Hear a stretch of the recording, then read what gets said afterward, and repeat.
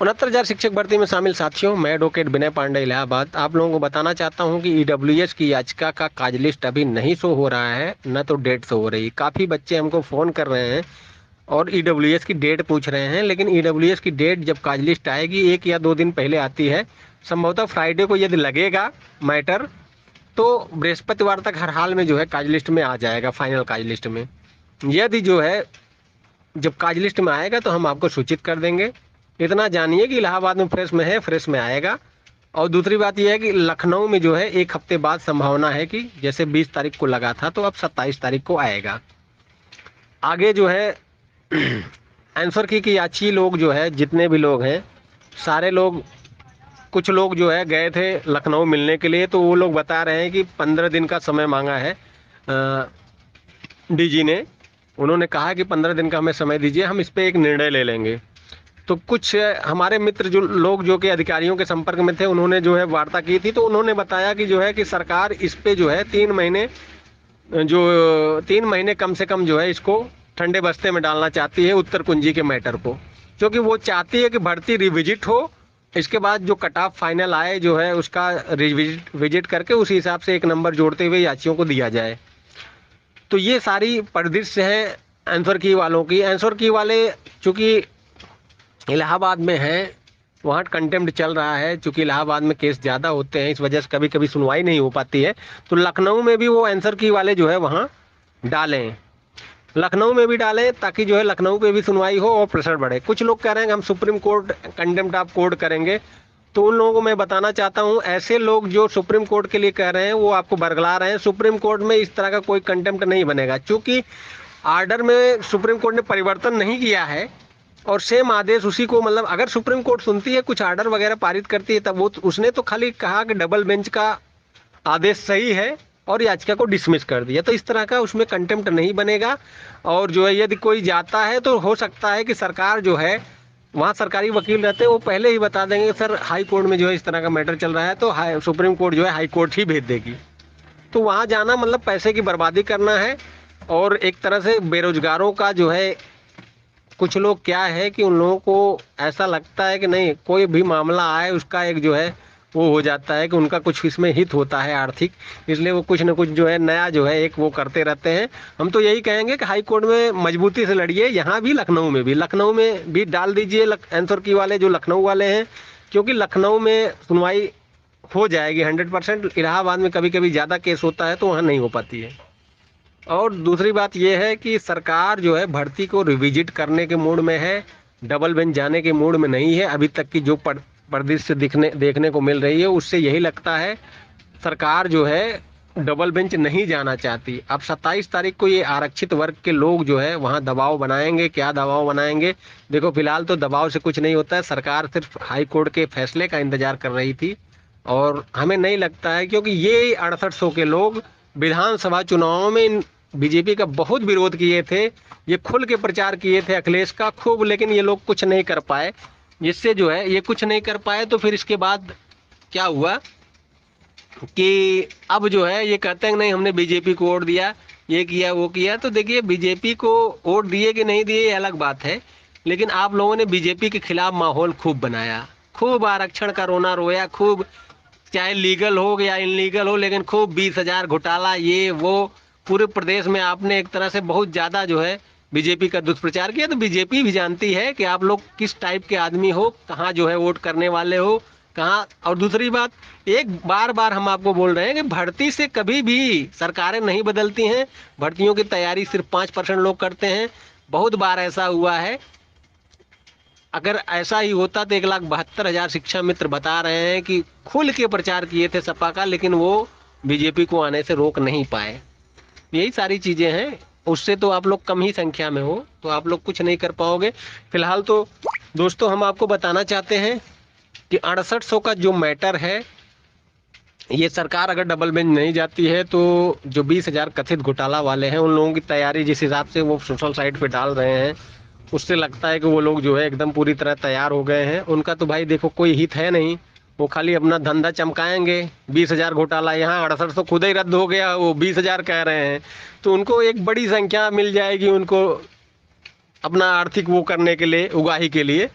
तो वो लोग अपना जाएंगे, लेकिन ये है कि वो जाएंगे तो हम लोग जो चूंकि विपक्षी हैं जो है हमको भी एक जो है नोटिस देंगे वो लोग। कोई भी अगर जाएगा डबल बेंच में तो सिंगल बेंच में जितनी पार्टियां हैं उनको नोटिस देना पड़ेगा पहले, तब जाएगा। और जैसे ही नोटिस मिलेगा हम आपको सूचित करेंगे। हमारी भी याचिकाएं हैं 3-3, तो हम जो है आपको सूचित करेंगे कि हाँ नोटिस मिल गया, अब ये लोग जाएंगे। लेकिन ये है कि तैयारियां चल रही हैं, जैसे नोटिस मिलेगा वैसे ही हम लोग जाएंगे। इसके बाद हम लोग अपनी प्रक्रिया स्टार्ट करेंगे। फिलहाल तो हम लोग पूरी कोशिश कर रहे हैं कि सवर्णों की टीम एक संयुक्त टीम बन जाए और 4-5 टीमें जो अलग अलग लड़ रही हैं कम से कम एक प्लेटफार्म पे आ जाएं और सारे लोग मिल के जो है एक ज्वाइंट अकाउंट खुलाएं और याचियों का पैसा इधर उधर नुकसान न हो, इसके लिए एक ही बढ़िया वकील किया जाए। और अनिल तिवारी पे चूंकि जो है चर्चाएं चल रही है कि अनिल तिवारी को किया जाए। अनिल तिवारी 15 लाख रुपए फीस मांग रहे हैं, जो है सबसे महंगे वकील माने जाते हैं हाई कोर्ट के। तो ऐसा कोई एडवोकेट हम लोगों द्वारा किया जाए कि जो कि एक ही किया जाए लेकिन मतलब मजबूत किया जाए और सारे लोग मिल के जो है करें, जिससे कि जो है याचियों पे भी दबाव कम पड़े। लेकिन जो है दोस्तों अब आपको क्या बताएं, कुछ लोग इसमें जो है हमें लगता है कि आना नहीं चाहते। और सवर्णों की जितनी टीमें हैं सारे लोग अपना व्यू है, सब अपने याचियों को बरगला रहे हैं। कोई कह रहा है कि वो कुछ पॉइंट से हैं उनका जो है हो जाएगा ATRE से, कुछ कह रहे हैं कि नहीं जो है हमारा जो है टेट होगा तब होगा, टेट मतलब बेस पे होगा तभी होगा। कोई कह रहा है कि रोबिन सिंह चयनित हैं, चयनितों का इसमें क्या काम है। ये सारी समस्याएं हैं। देखिए हम पूरी तरह जानते हैं कि सवर्णों की टीम एकजुट नहीं हो पाएगी दोस्तों। ये लोग जो है जितने भी टीमें हैं सबको मैं बोल रहा हूँ, मैं तो खुद कह रहा हूँ मैं जो है अब उस खाते में शामिल नहीं हूँगा, तब भी जो है मैं समर्थन करने के लिए तैयार हूँ कि भाई मेरे जितने याची हैं कुल मिला के अलग अलग देखा जाए। मैंने हाई कोर्ट इलाहाबाद में कम से कम 8-9 याचिकाएं डाली हैं और यहाँ पे जो है लखनऊ में मेरे नाम से एक याचिका थी। इसके बाद एक शिवम पांडे जो हमारी ही टीम के एक तरह से हिस्से हैं, एक ही वकील के द्वारा हम लोग करवाए थे। इसके अलावा 16 लोगों की एक याचिका और है, 3 याचिकाएं जो है लखनऊ में हैं।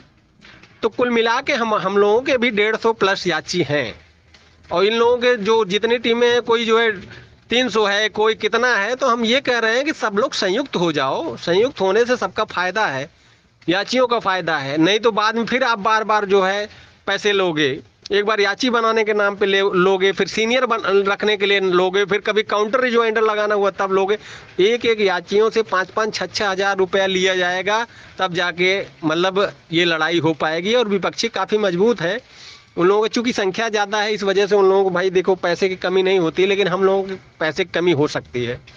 हम पूरी मतलब सबसे वार्ता हो रही है कि संयुक्त टीम हो जाए दोस्तों, लेकिन आप लोगों के सामने है, देख लीजिएगा सारे लोग कुछ न कुछ बहाना बना के इस टीम से भागना चाहेंगे। कोई एकजुट नहीं होना चाहता है, सब बार बार जो है एक दूसरे की कमी निकालेंगे। सही तो बात तो ये है कि रोबिन सिंह आज नहीं होता तो हम लोगों की याचिकाओं की जो है याचिकाएं जितनी भी थी, क्योंकि कोर्ट में बार बार यही हो रहा था कि डबल आरक्षण से अगर इनको आपत्ति थी तो 2022 में इनको आप वो हुआ याचिका कर मतलब आपत्ति हुई, आपने पहले क्यों नहीं डाला। तो उस समय श्वेता सिंह चौहान और रॉबिन सिंह की जो याचिका थी, जो कि 2020 में जब लिस्ट आई थी उसके पहले ही डाल दी गई थी, तो उस समय वो याचिकाएं हम लोगों का बचाव कर रही थी। तो रॉबिन सिंह की भूमिका को आप बिल्कुल भी वो नहीं कर सकते। रॉबिन सिंह को आप क्या, रॉबिन सिंह का जो बॉटम पे है जो है मतलब मेरिट में, अगर ATRE भी रद्द हो जाएगा और 6800 सीटें उसी में रिविजिट करके मिलने लगेंगी तो वो भी बाहर हो सकते हैं। तो उनका भी स्वार्थ है। और दूसरी बात सबसे बड़ी वो है कि स्वाभिमान, सवर्णों को का स्वाभिमान, ये लड़ाई हम मतलब एक नौकरी ही नहीं, नौकरी के साथ साथ अपने स्वाभिमान से जोड़ के देख रहे हैं। आने वाली समस्त भर्तियों के लिए, जिन लोगों की जो है आगे भी भर्तियों के लिए चांसेज हैं या उनके भाई बंधु जो भी हैं उनके लिए भी जो है अगर ये चीज़ें हमारी लागू हो गई तो हमेशा के लिए जो है ये लोग, इन लोगों की बोलती बंद हो जाएगी कि ये 20,000 घोटाला हुआ और इसको हर हाल में हमको लड़ाई जीतना है।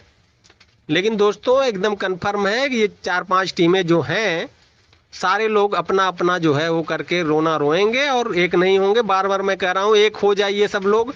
कोई भी अगर वो है मन में शंकाएं हैं एक दूसरे से वो कर लीजिए, शेयर कर लीजिए, अन्यथा जो है सब लोग अपना अपना देख लीजिए। सारे लोग सवर्णों की टीम जो भी अगर अलग हो रही है, सीधा मतलब समझ लीजिए उनसे आप मत जुड़िए।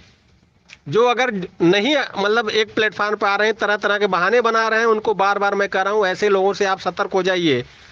ऐसे लोग, हम कह रहे हैं कि हम लोग अगर ज्वाइंट रहेंगे, हम और शिवम भाई या और भी लोग, रोबिन सिंह पहले से मुकदमा लड़ रहे हैं, वो भी एक वैदिक जानकारी रखते हैं। हम एडवोकेट हैं लगभग 6-7 साल से, शिवम भाई एडवोकेट है। अगर हमारी ज्वाइंट जो है वो रहेगी तो कम से कम हम लोगों का एक ओपिनियन तो रहेगा। एक जिस तरह से प्रशांत चंद्रा को जो है 4.5-5 लाख में किया गया और उनको बाद में हटाया इसलिए गया क्योंकि वो ओबीसी पे पहले ही खड़े थे।